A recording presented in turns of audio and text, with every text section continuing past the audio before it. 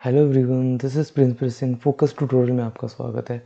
आज मैं आपके लिए एनपीओ की सेकंड क्लास लेके आया हूँ। एनपीओ बेसिकली जिसका मेन मोटिव प्रॉफिट अर्न करना नहीं है, सिर्फ सर्विसेज प्रोवाइड करना है, जो हम आज डिस्कस करने वाले हैं। बेसिकली हमने जो आज डिस्कस करना है वो इनकम एंड एक्सपेंडिचर अकाउंट है। बट एक बार मैं हल्का सा रिव्यू देना चाहता हूँ कि जो हमने पिछली क्लास में हमने डिस्कस करा था, और डिटेल के लिए आप वो जो मेरी लास्ट वीडियोस को आप वॉच कर सकते हो। देखो, एनपीओ जो होता है उसका मेन मोटिव प्रॉफिट अर्न करना नहीं है, सिर्फ सर्विसेज प्रोवाइड करना है।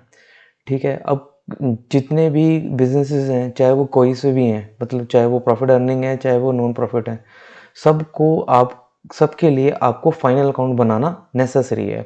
जो एनपीओ के अंदर हम फाइनल अकाउंट बनाते हैं, फाइनल अकाउंट वो जो हम साल के एंड में लास्ट में एक स्टेटमेंट तैयार करते हैं, जिसके हिसाब से हमें आगे गवर्नमेंट को जो अपने रिकॉर्ड्स हैं वो डिपॉजिट कराने होते हैं।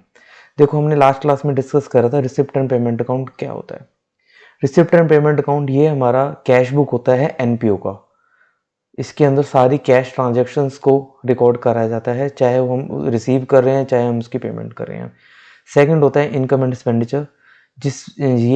इसका मेन मोटिव क्या होता है, इसमें सारी इनकम और एक्सपेंसेस हैं उसको शो हम इसके अंदर करते हैं। ठीक है। जो हमारी एसेट्स और लाइबिलिटीज होती हैं उसके लिए हम बैलेंस शीट बनाते हैं हमेशा की तरह। बैलेंस शीट इसमें दो बनाई जाती हैं, एक तो ओपनिंग बैलेंस शीट, एक हमारी क्लोजिंग बैलेंस शीट। ठीक है। और लास्ट क्लास में मैंने आपसे डिस्कस करा था जो हमारे इनकम एंड एक्सपेंडिचर हैं। हमारे जो इनकम एंड एक्सपेंडिचर हैं वो कितने टाइप्स के होते हैं। बेसिकली जितने भी इनकम एंड एक्सपेंडिचर हैं उनको सिर्फ तीन पार्ट्स में ही कन्वर्ट करा गया है: रिवेन्यू नेचर, कैपिटल नेचर और deferred revenue nature. Revenue nature means ऐसी इनकम, ऐसे एक्सपेंसेस जिसके बेनिफिट हमें विद इन ईयर मिल जाते हैं, उसको हम रिवेन्यू नेचर में कंसिडर करके चलते हैं। ठीक है। जिसके ऐसी इनकम और ऐसे एक्सपेंसेस जिसके बेनिफिट हमें लॉन्ग टर्म तक मिलने वाले हैं, उसको हम कैपिटल नेचर में कंसिडर करते हैं। अब कुछ ऐसी ऐसी रिवेन्यू नेचर की एक्सपेंसेस होती हैं जिसको हम कैपिटल का मान के चलते हैं, तो उन चीज़ों को हम कहते हैं डेफर्ड रेवेन्यू नेचर्स। ठीक है। अब जो रिवेन्यू नेचर है, रिवेन्यू नेचर्स को हम एक बार थोड़ा सा डिटेल में पढ़ने वाले हैं, क्योंकि इसी के हिसाब से हम इनकम एंड एक्सपेंडिचर अकाउंट है वो अपना प्रिपेयर करते हैं। ठीक है। रिवेन्यू नेचर ऐसी इनकम, ऐसे एक्सपेंसेस जिसके बेनिफिट हमें विद इन ईयर मिल जाते हैं। विद इन ईयर मीन्स जिसके हमारे जो करंट फाइनेंशियल ईयर है 1 अप्रैल टू 31 मार्च, उसी के अंदर जिस ऐसी इनकम एक्सपेंसेस जिसके बेनिफिट हमें सिर्फ एक साल के अंदर अंदर ही मिल जाते हैं, उसको हम रिवेन्यू नेचर में कंसिडर करते हैं। ठीक है। कुछ एग्जांपल जैसे मैं उसके लेने वाला हूँ।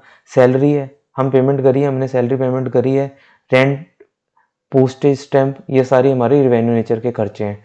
मैंने रेंट पे करा तो उसका बेनिफिट मेरे को सिर्फ एक महीने तक ही होने वाला है। अगर अगर मेरे को उससे सर्विसेज दोबारा लेनी है उस प्रॉपर्टी की, तो मेरे को उसके लिए दोबारा रेंट की पेमेंट करनी पड़ेगी।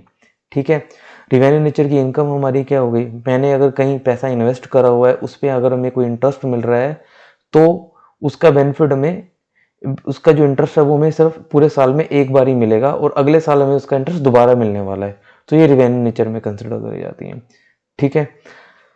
जो जितनी भी हमारी इनकम और एक्सपेंसेस हैं जो रिवेन्यू नेचर की हैं, उसको हम ट्रांसफर करते हैं अपना इनकम एंड एक्सपेंडिचर अकाउंट में।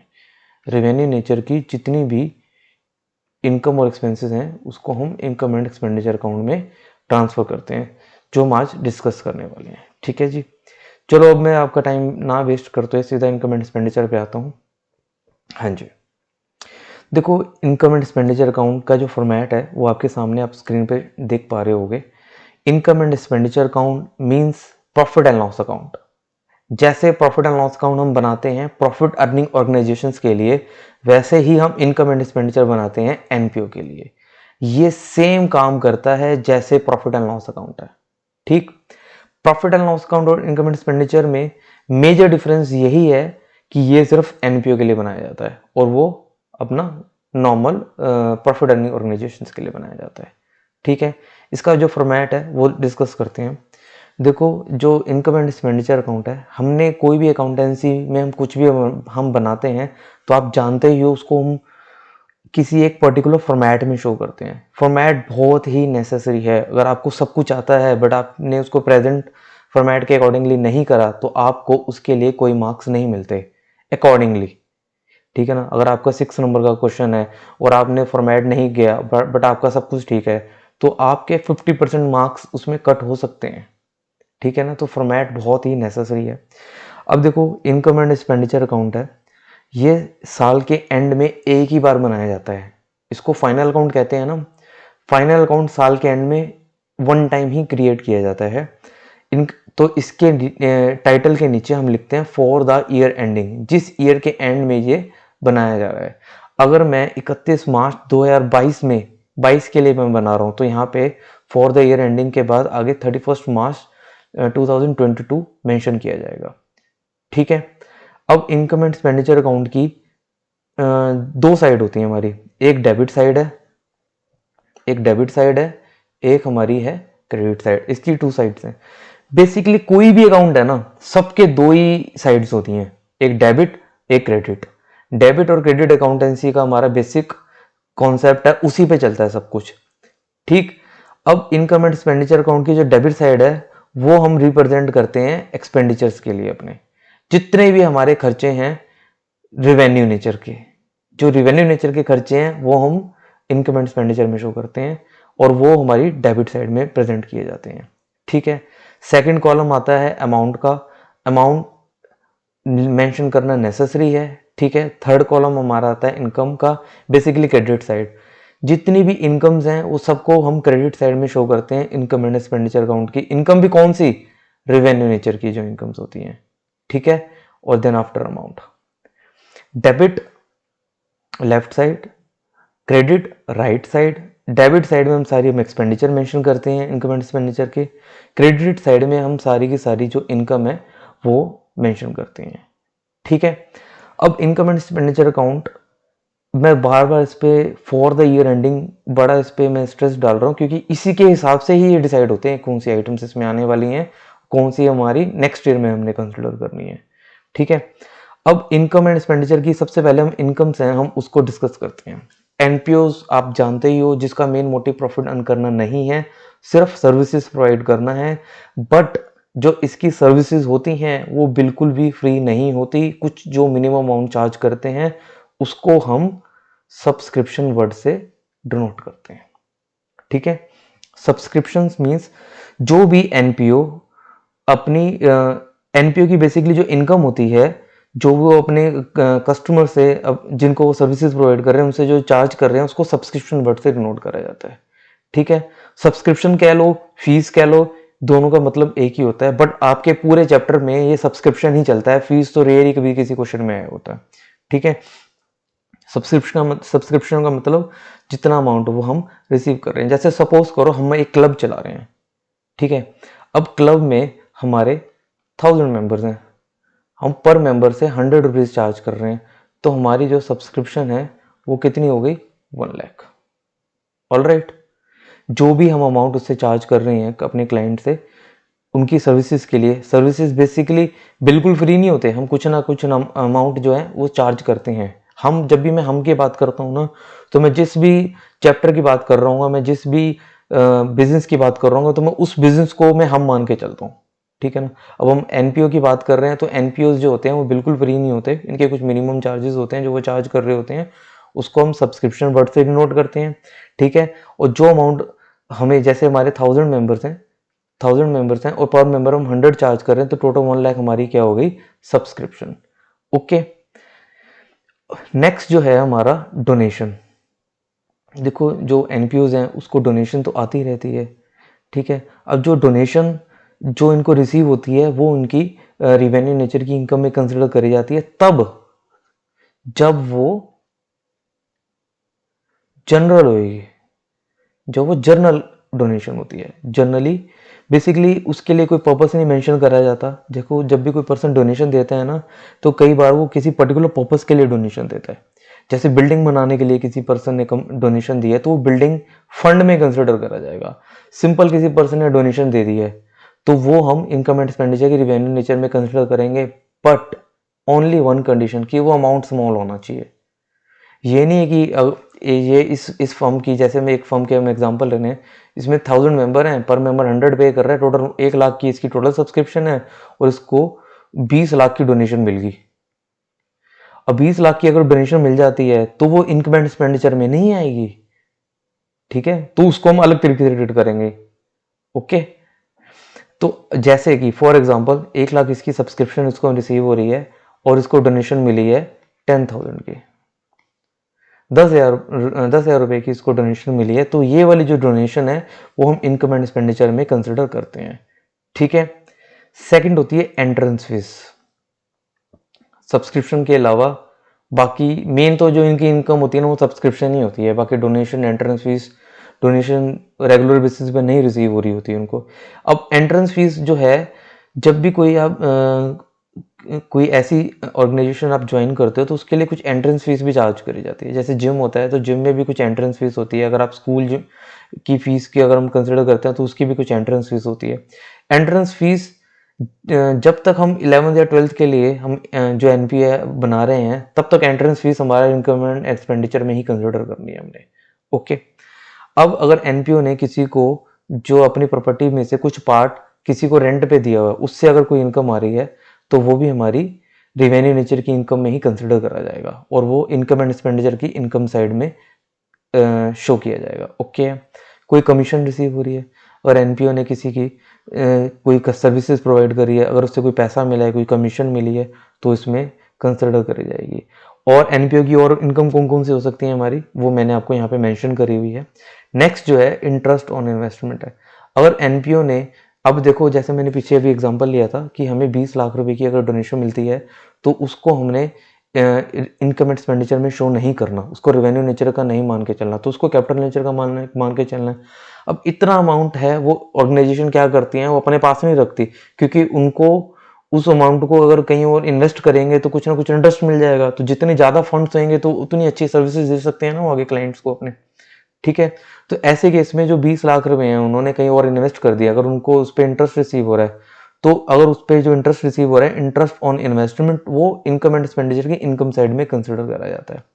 ठीक है, नेक्स्ट है profit on sale of fix assets.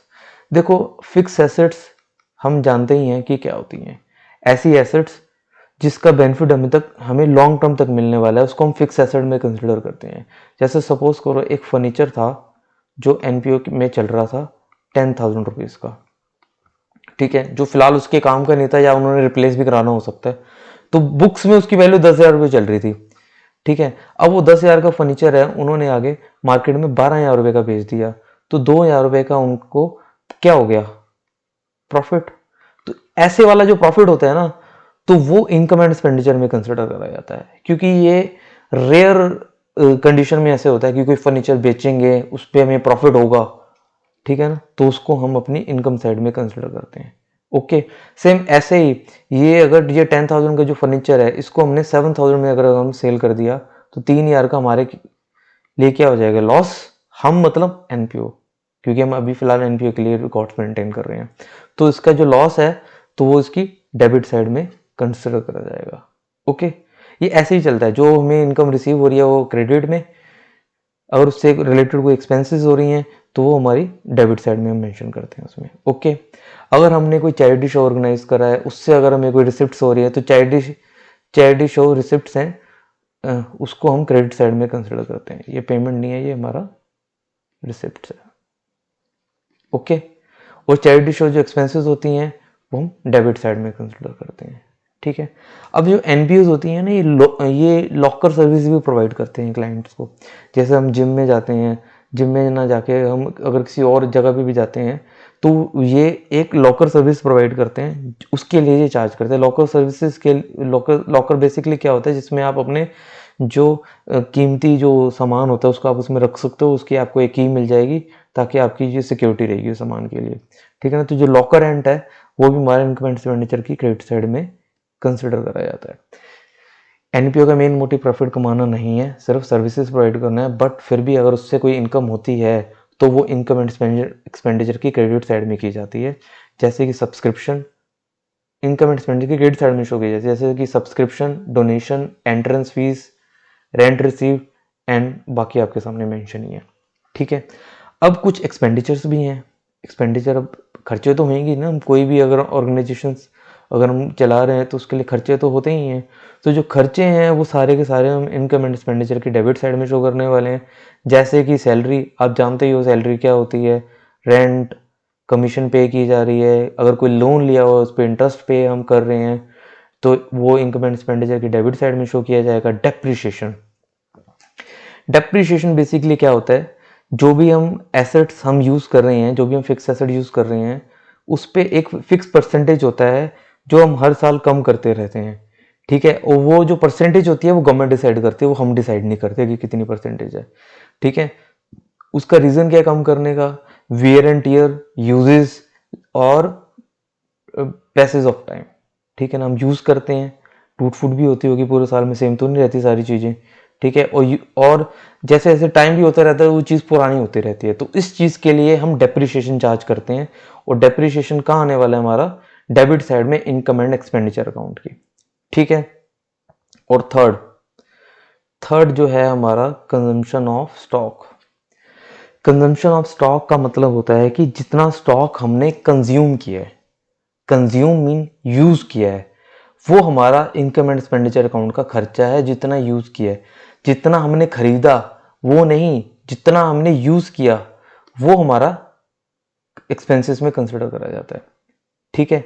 जैसे कि मैं एग्जांपल लेता हूं आपके साथ, अगर हम कोई क्लब चला रहे हैं, ठीक है, क्लब में क्रिकेट जो गेम है वो प्ले हो रही है।